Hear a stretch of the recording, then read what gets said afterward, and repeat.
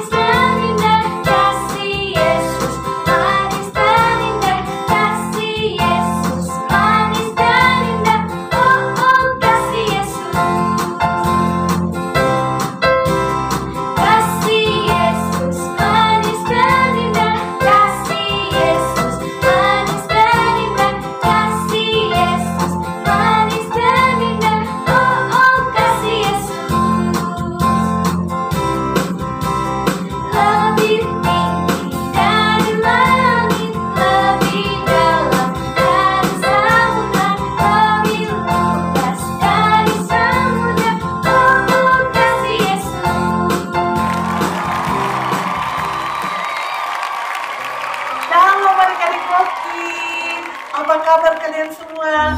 Aduh, Kak senang sekali loh hari ini kita bisa berjumpa lagi di acara ibadah rohani pada siang hari ini. Kita sudah masuki minggu kedua ya, bulan November ini. Tak terasa sebentar lagi kita udah masuki bulan Desember. Tapi Kak mau bertanya dulu, kalian semua sehat-sehat bukan? Gimana? Sehat? Puji Tuhan. Itu semua karena perlindungan Tuhan yang luar biasa atas kita semua. Saya percaya bahwa walaupun kita lebih banyak di rumah, tetapi kita semua tetap dalam sukacita, tetap diberkati dan tetap kuat di dalam Tuhan.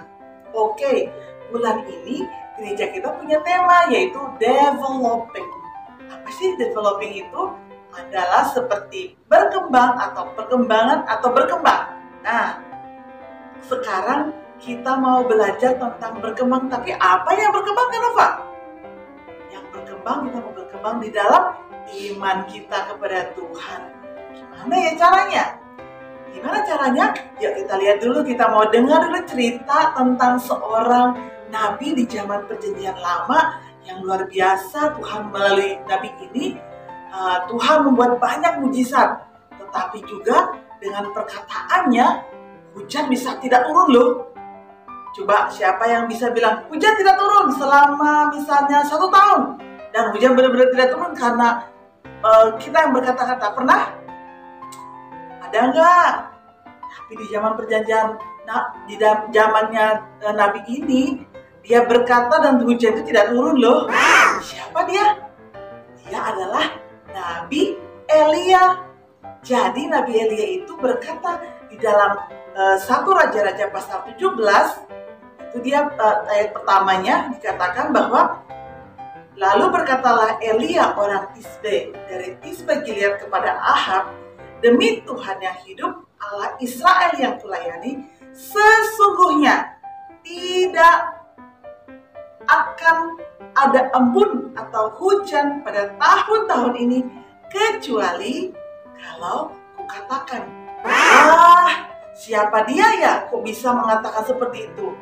Dia adalah Nabi Allah. Tetapi adik-adik, kita tidak akan mendengarkan tentang ini. Kita mau mendengarkan cerita tentang bagaimana Nabi Elia dipelihara oleh seorang janda di Sarfat dan anaknya. Wah, bagaimana caranya ya? Kalau sudah hujan tidak turun, berarti kan terjadi kekeringan di mana-mana. Oke, kalau kita di sini kan ada musim hujan, ada musim panas. Kalau musim panas kan kita bisa lah cuma beberapa bulan, misalnya 3 bulan atau 4 bulan, masih bisa ya kita bertanam, masih bisa kita ada airnya. Tapi teman-teman, kalau misalnya hujannya sudah tidak turun tuh bertahun-tahun, coba bayangkan apa yang terjadi. Adik-adik bisa bilang nggak? Coba sebutkan aja. Kalau hujan tidak turun, apa terjadi? Benar sekali, air-air pada kering, sumur-sumur kering, apa lagi? Sungai-sungai kering, betul sekali. Lah, kalau begitu kita bisa makannya gimana? Berarti Pak petani panennya bisa gagal. Karena kenapa? Tidak ada air yang bisa mengairi tanaman itu sehingga tanamannya tumbuh. Kasihan kan? Nah, itulah yang terjadi juga dengan di Israel pada zaman itu. Ketika hujan tidak turun, berarti terjadi kekeringan dan kelaparan. Waduh, lalu bagaimana dong? Bagaimana manusia bisa hidup? Dan bagaimana Nabi Elia ini bisa hidup? Yang pertama sih Tuhan bilang, Elia, kamu harus pergi ke Sungai Kerit. Dan di situ aku akan memelihara kamu dengan mengirimkan burung gagak datang memberi makan kepada kamu. Tapi teman-teman tahu nggak? Kalau burung gagak itu sebenarnya adalah burung makan bangkai. Jadi sebenarnya dia tidak bisa memberikan daging kepada Elia. Tapi itulah kekuasaan Tuhan, sehingga burung gagak inilah yang memberi makan kepada Elia. Nah, tetapi dan minumnya dari mana? Dari Sungai Kerit itu. Tetapi karena kekeringannya sudah terlalu lama, akhirnya ya sungai itu kering juga, teman-teman. Ya maklumlah, kalau tidak ada airnya gimana caranya? Karena tidak ada hujan yang turun sehingga sungai itu menjadi kering. Aduh, kemudian Elia mungkin sudah lapar dan sudah haus juga.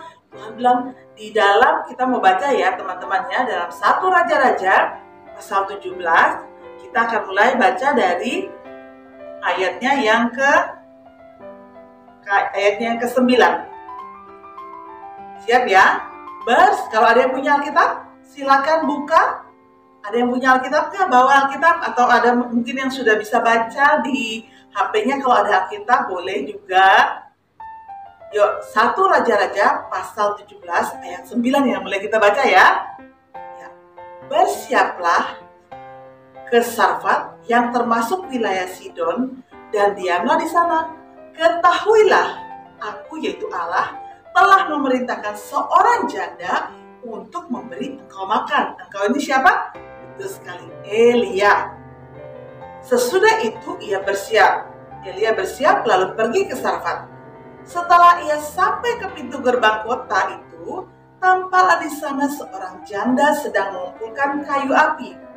Berseru kepada perempuan itu, katanya, cobalah ambil bagiku sedikit air dalam kendi, supaya aku minum.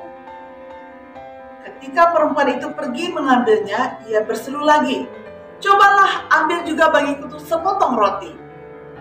Perempuan itu menjawab, demi Tuhan Allahmu yang hidup, sesungguhnya tidak ada roti padaku sedikit pun, kecuali segenggam tepung dalam tempayan dan sedikit minyak dalam buli-buli. Dan sekarang aku sedang mengumpulkan 2-3 potong kayu api, kemudian aku mau pulang dan mengolahnya bagiku dan bagi anakku, dan setelah kami memakannya, maka kami akan mati. Tetapi Elia berkata kepadanya, janganlah takut, pulanglah, buatlah seperti yang kau katakan itu. Tetapi buatlah lebih dahulu bagiku sepotong roti, bundar kecil daripadanya, dan bawalah kepadaku, kemudian barulah kau buat bagimu dan bagi anakmu. Sebab beginilah firman Tuhan Allah Israel, tepung dalam tempayan itu tidak akan habis, dan minyak dalam buli-buli itu pun tidak akan berkurang sampai pada waktu Tuhan memberi hujan ke atas bumi. Lalu pergilah perempuan itu dan berbuatlah seperti yang dikatakan Elia. Maka perempuan itu serta anak perempuan itu mendapat makan beberapa waktu lamanya. Tepung dalam tempayan itu tidak habis, dan minyak dalam buli-buli tidak berkurang seperti firman Tuhan yang diucapkannya dengan perantaraan Elia. Nah, sesudah itu adik-adik, nah kita sampai sini saja ya, ayat 16. Nah adik-adik, tahu nggak, Kak Nova itu senang banget membuat roti, membuat kue. Nah kalau untuk bikin kue itu tepungnya harus banyak. Paling tidak ini Kak Nova bawakan di sini. Ya, nih kira-kira ini 1/4 kilo atau 250 gram. Kemudian Kak Nova juga punya minyak, tapi minyaknya ini lumayan sih, kira-kira mungkin 1/2 liter. Banyak ya. Nah, tapi yang punya janda itu hanya sedikit. Nah, kira-kira beginilah. Ini 50 gram. Jadi hanya sedikit ya teman-teman. Kemudian ada minyak. Ini minyaknya sih banyak sih. Ini kayaknya sih lebih sedikit dari minyak ini. Atau mungkin kira-kira segini ya. Seperti ini kira-kira. Nah adik-adik, dengan tepung yang segini, yang sedikit ini, rasanya tidak mungkin loh bikin roti kalau kue itu nggak bisa. Yang bisa itu adalah kita bisa membuat roti itu hanya paling kecil satu segini. Satu apa ya? Satu roti aja, satu roti bener-bener satu roti doang. Jadi teman-teman, ketika dia berkata bahwa aku akan pulang dan membuat roti, dan aku akan setelah kami makan dan kami mati. Memang benar-benar tidak ada apa-apa lagi karena zaman kelaparan itu teman-teman. Jadinya janda ini juga sebenarnya dia putus asa ya. Bagaimana caranya mereka bisa makan selama masa kekeringan ini. Nah, untuk membuat roti aja sebenarnya mungkin tidak cukup untuk dia dan anaknya makan. Tetapi tiba-tiba Nabi Elia ini datang dan menyuruh membuatnya dulu untuk Nabi Elia, baru untuk anaknya. Rasa-rasanya tidak mungkin ya. Gimana caranya? Dan dia rasanya aduh kalau aku jadi Kak Nova jadi janda itu barangkali wah, bagaimana mungkin? Rotinya tepungnya cuma sedikit, minyaknya juga cuma sedikit. Kalau digoreng pun ya setelah itu habis ya. Apalagi yang mau digoreng kalau minyaknya masih ada, pasti nggak ada lagi. Tapi ternyata di sini kebetulan mungkin ya perempuan ini atau ibu janda ini belum percaya kepada Tuhan, karena tadi di dalam ayat firman Tuhan dikatakan demi Tuhan Allahmu, artinya Allah Elia, artinya mungkin dia belum pernah tahu atau belum mengenal Tuhan. Tetapi dia mau mencoba atau dia mau mengikuti atau mentaati apa kata Elia. Nah adik-adik, coba kan mau tanya nih, pernah nggak adik-adik itu percaya kepada, misalnya gini, adik-adik misalnya belum pernah naik sepeda ya, pernah naik sepeda tapi adik-adik pengen belajar. Biasanya kan kalau belajar itu papa atau mama bisa menolong kita ya. Misalnya kita udah mengendarai ini, duduk di atas sepeda, kemudian kita mulai mengayuh sepeda, nanti papa mama ayo maju pelan-pelan, nanti masih dipegang kan bagian belakangnya ya, masih dipegang dulu sepedanya, dipegang dulu. Nah adik-adik percaya nggak kalau papa mama itu bisa pasti menolong dan memegang sepedanya? Percaya? Ya pasti percaya, karena papa mama kan sayang sama kita, jadi pasti mereka tidak mau kita juga terjatuh. Nah tetapi ketika kita mengangkat, kita mulai belajar untuk naik sepeda itu, kita mulai percaya, oh pasti orang tua saya atau pasti papa saya atau mama saya pasti akan menolong saya di bagian belakang nih, memegang sepeda ini supaya tidak terjatuh. Jadi saya mulai bisa belajar sepeda di kayu pelan-pelan, mungkin pertama-tama kita agak oleng gitu kan, tapi lama-lama kita bisa, keseimbangan kita mulai bisa terjaga, lama-lama akhirnya kita bisa jalan sendiri teman-teman. Benar nggak? Pernah ngalamin itu? Pernah ya? Sama, kadang waktu kecil juga begitu. Nah, tetapi kira-kira samalah seperti itu yang dialami oleh janda ini, ibu janda ini. Nah, ibu janda ini diminta untuk membuat dulu roti untuk Nabi Elia itu. Ya mungkin berpikir ya, lah kalau saya kasih ke Nabi Elia, lalu saya makan apa dong? Padahal kan saya juga butuh makanan, apalagi saya punya anak. Kalau saya nggak makan nggak apa-apa, anak saya gimana? Tapi disinilah luar biasanya adik-adik. Iman itu ada di sini. Dia mentaati apa yang dikatakan oleh Elia. Dan dia pulanglah ke rumahnya. Dia buatlah roti buat Nabi Elia. Lalu mengantarnya lagi kepada, ini Nabi, Pak Elia. Udah saya buatkan ini Pak Elia, silakan dimakan. Wah, akhirnya Pak Elia makan. Nah, mungkin setelah itu kan dia harus pulang ke rumah lagi dong. Ternyata apa yang terjadi adik-adik? Tahu nggak?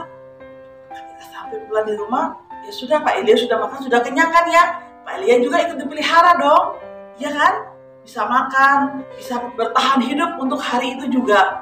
Nah, ketika dia pulang, mungkin dia sedih. Aduh gimana ya?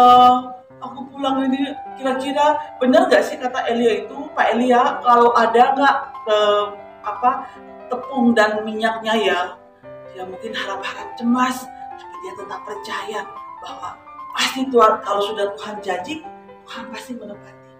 Dan ternyata adik-adik, ketika dia pulang di rumah, benar saja ada tepung dan yang minyak itu ternyata masih tetap ada. Ya segitu-segitu itu, nggak berubah-berubah jumlahnya. Ya segitu itu adanya. Tapi adik-adik taunya yang ajaibnya tuh di sini. Tepung segitu itu setiap hari ada loh. Setiap kali dia membuatnya, besoknya atau mungkin ketika selesai dia membuat, pasti ada lagi. Adik-adik bisa bayangkan, itu ajaib tidak? Ajaib. Luar biasa bukan? Luar biasa dong. Bagaimana bisa setiap hari ada tepung dan minyak yang selalu tersedia di dalam buli-buli kita, buli-buli dari Pak Ibu janda ini. Nah, dia mulai percaya, benar sekali. Elia ini ternyata Nabi Tuhan, Nabi Allah yang sungguh-sungguh luar biasa. Begitu Tuhan bilang begini melalui Nabi Elia, dan janda itu percaya, ternyata ada. Itu terjadi. Jadi selama beberapa waktu Tuhan memelihara janda ini juga melalui tepung dan minyak itu. Nah adik-adik, sekarang ini kan masa-masa sulit ya. Bagaimana? Kita mau percaya nggak bahwa Tuhan kita itu tetap beserta dengan kita? Mari kita mulai bertumbuh dalam iman kita. Mungkin seperti ketika kita naik sepeda tadi, kita agak takut-takut ya. Aduh takut jatuh. Bagaimana kalau saya jatuh? Aduh takut jatuh. Tuh, ada yang nggak yang nolong saya? Ada yang nggak mau pegang di belakang saya?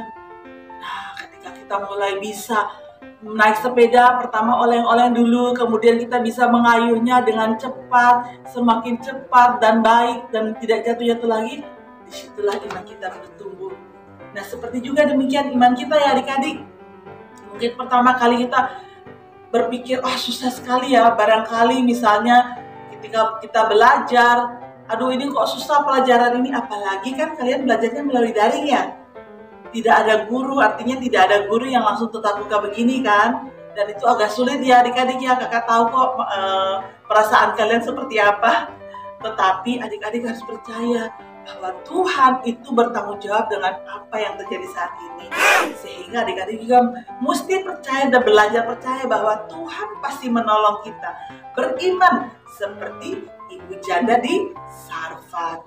Ayo hari ini kita mau belajar, walaupun iman kita bertumbuh sedikit demi sedikit, tapi kita mau percaya bahwa Tuhan pasti menyediakan semua yang kita perlukan. Mungkin tidak selalu banyak dalam jumlah besar seperti ibu janda ini ya, dalam jumlah yang sedikit, tetapi setiap hari ada, cukup kita makan.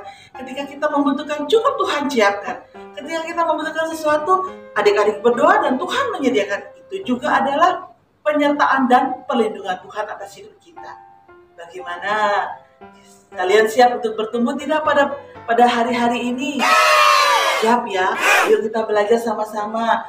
Bukan aja kalian loh yang belajar bertumbuh imannya, Kanova juga. Kita semua sama-sama belajar mempercayai bahwa Tuhan yang kita sembah di dalam Tuhan Yesus Kristus adalah Tuhan yang hidup, Tuhan yang hebat, Tuhan yang luar biasa, yang sanggup melakukan segala sesuatu yang rasanya tidak mungkin bagi manusia.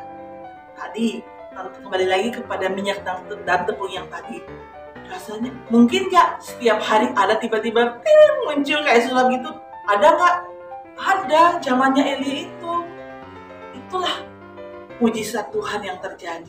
Nah adik-adik, hari ini kita semua mau belajar bagaimana kita mempercayai walaupun hidup susah, walaupun mungkin satu saat atau mungkin kita pernah mengalami masa kesulitan, tapi kita mau percaya Tuhan kita luar biasa. Saya semua angkat jempolnya dulu. Kita katakan sama-sama yuk.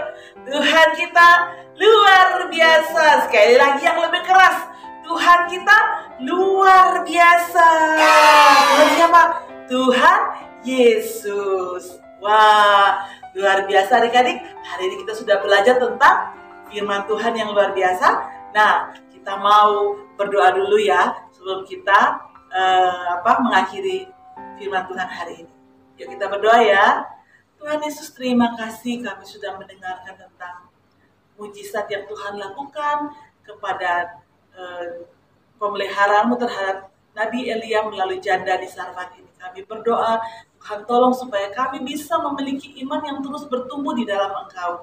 Terima kasih untuk firman Tuhan di saat ini Tuhan, biarlah itu menjadi rema dalam kehidupan kami. Kami terus berjalan bersama dengan Engkau, mempercayai bahwa Tuhan yang kami sembah adalah Tuhan yang luar biasa. Terima kasih Tuhan, terpuji namamu, di dalam nama Tuhan Yesus kami sudah berdoa dan mengucap syukur. Haleluya. Katakan amin. Baik adik-adik, demikian firman Tuhan. Tuhan Yesus memberkati.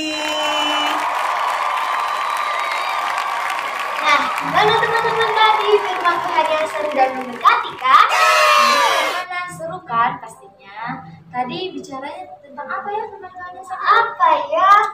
Oh, tentang janda Sarfat. Oh iya, tentang janda Sarfat. Oke teman-teman, selanjutnya kita akan memberikan persembahan. Namun sebelum itu kita mau berdoa dulu. Yang di rumah kita berdoa ya, lipat tangannya, kita berdoa. Tuhan Yesus, terima kasih untuk hari ini. Terima kasih Tuhan karena pada saat ini kami akan memberikan persembahan. Biarlah kiranya persembahan ini bisa berguna untuk lebaran kerajaan-Mu dan berguna untuk bagi gereja kami Tuhan. Terima kasih Tuhan Yesus, kami akan memberikan persembahan di dalam nama-Mu. Kami sudah berdoa dan mengucap syukur. Haleluya, amin. Oh iya teman-teman, sebentar lagi kita akan menyaksikan bintang tamu. Kira siapa ya Kak Imka? Siapa ya bintang tamunya? Pasti yang di rumah penasaran juga kan? Ya, nanti ikuti ya. Kita lihat ya bintang tamunya. Oke? Selamat hari Minggu, Tuhan Yesus memberkati. Dadah!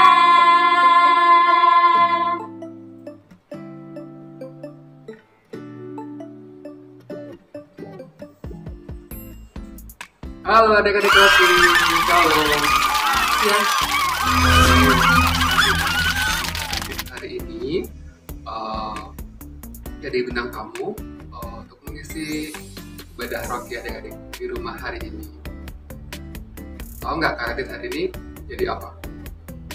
Kak Radit adalah editing for Christ. Nah, Kak Radit bertugas mengedit semua ibadah adik-adik selama setiap minggunya. Tentunya bukan Kak Radit aja, ada tim-tim lain, ada teman-teman lain yang bergabung dalam timnya Kak Radit. Oke, mau tahu nggak apa aja yang dibutuhkan untuk editing? Ya, pertama adik-adik perlu kamera. Yang Kak Radit pakai hari ini adalah kamera handphone. Untuk yang kedua, kita butuh yang namanya tripod. Tripod ini untuk memegang kamera agar tidak goyang-goyang. Yang ketiga, kita perlu lighting atau lampu agar yang di mimbar itu terlihat dengan jelas. Nah, gimana nih kalau untuk editingnya? Mau nggak gimana cara editingnya? Yuk, nanti kita lihat gimana cara editingnya. Oke, adik-adik, sekarang kita di bagian editing. Nih, kalau Kak Radit editnya pakai aplikasi KineMaster. Gimana editnya? Yuk, kita lihat editnya. Nah, adik-adik, ini dia aplikasi KineMasternya. Pertama, kita buka dulu layar baru ya, dengan perbandingan rasionya 16:9. Setelah itu, kita buka media, kita cari untuk backgroundnya. Oke, setelah kita dapat backgroundnya, silakan Kak Radit pilih background yang ini nih. Setelah itu Kak Radit cari deh videonya. Silakan pilih Kak Radit yang ini nih. Ini contoh aja ya adik-adik ya. Oke, setelah itu video Kak Radit, ini Kak Radit bikin duplikatnya dulu sebagai layer.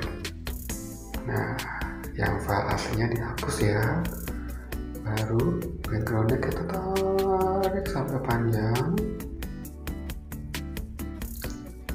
Nah, setelah itu layer yang tadi kita sesuaiin ukurannya. Dapat kan? Nah, habis itu Kak Radit cropping dulu nih videonya. Nah, seperti ini. Nah, ini masih ada nih hijau-hijaunya. Cara ngilanginnya dengan klik yang ini, chroma key, lalu enable. Hilang deh. Nah, habis itu baru deh kita ukur mau sebesar apa untuk videonya. Nah, setelah itu biasanya kita perlu apa lagi nih, nambahin apa? Kita perlu nambahin yang namanya teks. Kita pilih layer, lalu teks. Nah, di sini Kak Radit buat nama Kak Radit. Oke, baru kita besarkan, taruh di tengah-tengah. Lalu kita ganti ini fontnya, ini aja ya. Udah berubah kan? Nah, habis itu kita tambahin juga pernak-pernik yang lainnya. Misalkan Kak Radit mau tambahin stiker. Jadi bikin bagian layer overlay itu stiker-stiker ya. Nah, misalkan Kak Radit mau nambahin daun-daun berguguran. Nah, kayak gini ya.